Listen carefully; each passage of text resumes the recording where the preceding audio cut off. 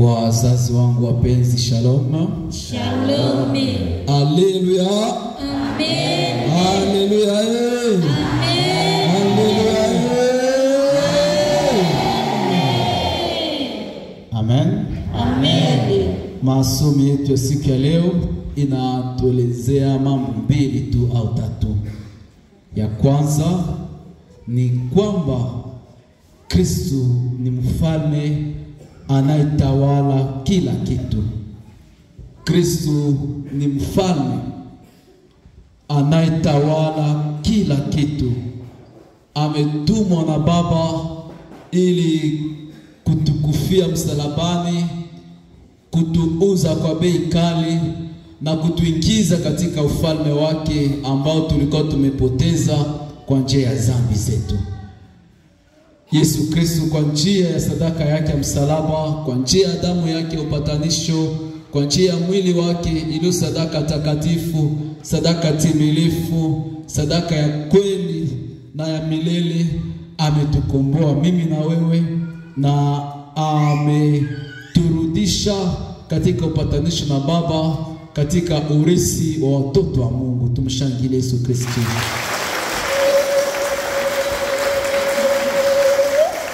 Amina. Amen. Ufalme wake, ufalme wa milele. Tumesikia katika kitabu cha Danieli. Na tena tumesikia katika Injili namna gani hata maneno yake ni maneno ya milele. Ufalme wake hautapita, ufalme wake hautaharibika. Ni kusema ukaingia katika ufalme wa Kristo, wewe pia hautapita. Kwa maana utaishi na Yesu ndani mwake na utatawala milele pamoja naye. Bwana Yesu Kristo ni yule ambaye Danieli anaona katika utukufu wa Baba. Anashuka, anapanda, anasogelea kiti cha enzi ambacho Baba anaikalia juu ya makerubi. Anafika mbele ya Baba, naye Baba anampatia ufalme na utawala na sifa zote za mbingu, dunia na kuzimuni. Anamrudishia mwana wake kwa kuwa Baba anampenda mwana na Baba amempatia mwana kila kitu, hata uwezo juu ya kila kitu, juu ya kila binadamu, juu ya kila pepo, juu ya kila kiumbe kyote. Yesu iko na uwezo juu ya kila kiumbe kyote. Tumshangilie tena. Amina. Amen. Ile ufalme wake umekwisha kuanzishwa alipofika kudunia, na hasa katika kifo na ufufuko wake. Wakati alipofufuka ameanza tayari ile ufalme wa nguvu na wa neema. Sasa ile ufalme inakomala polepole kwa namna za ajabu, kwa kuwa Mungu anatuvumilia sisi wote kama vile ule muti uliotajwa. Sisi wote tuaje otesha maua. Sisi wote, baba, mama, kaka, dada, mtoto mdogo, kila mtu aoteshe maua ya uzima, maua ya ufalme. Kila moja aweze, ijapokuwa hali dhaifu ya mwili, kila mtu aweze kushikaza kuotesha matunda ya utakatifu. Ndio maana ile ufalme inakomana polepole, kwa kuwa Baba yeye mwenyewe ana siri zake za upekee ambazo iko na tengeneza ufalme na kuinenepesha na kuijaza usiku na mchana, kama vile mbegu iliyoanguka katika udongo inaoza na inapotokea hatujue wakati ilitokea. Amina. Amen. Bwana Yesu Kristo anapoonekana na sura ya utukufu, anikala pamoja na Baba juu ya makerubi. Tunasikia namna gani kuna jeshi kubwa au utukufu wa ajabu sana mbele ya kiti cha Baba. Kuna moto mtakatifu. Ule moto unatoka, unarudia.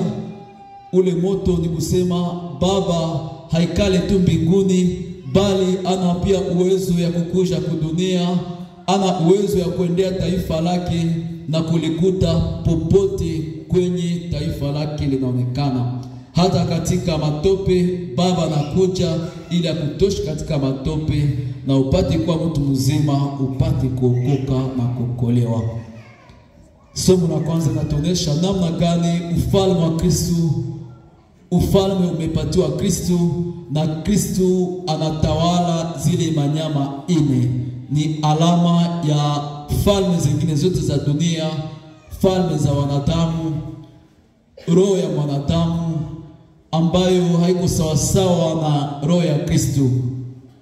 Tuliona mfano wa simba, mfano wa dubu au urs, mfano wa chui na mfano mwingine nyama wa kutaja jina. Zile nyama ni alama ya ukali. Zile nyama ukazikuta zitakuua tu. Amina. Ukakuta chui utakufa. Hata kama ishakule shashiba tu itaanza kuua, omwene mekuua. Ndio maana zile alama ni alama ya yetu si wanadamu, roho zetu si wanadamu. Namna gani wafalme wa dunia hii wanaongoza kwa kitisho, kwa kuogopesha, kwa kunyang'anya, kwa kurarua, hata kwa kuua. Sasa Yesu Kristo anapofika mbele ya zile ufalme zote, kwa ufalme wake anatawala roho ya mwanadamu ili roho yetu igeuke kuwa sawa na roho yake. Tusikie namna gani anaziondolea utawala. Kila mmoja wetu amepewa na Yesu Kristo neema na baraka fulani. Tunaalikwa kutumikisha vema vipaji na neema ambazo tumepewa na tuvitumikishe katika Kristo. Kila mmoja wetu analikwa kuitika Yesu amtawale. Hakika ukatawaliwa na Kristo utakuwa mwana wa Mungu na utapendeza Mungu.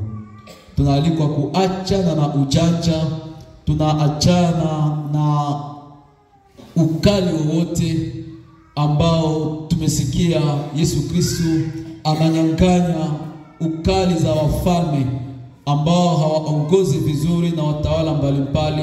Ananyang'anya kila nyama utawala, ananyang'anya kila nyama ujanja, kila nyama anayeondolea utawala.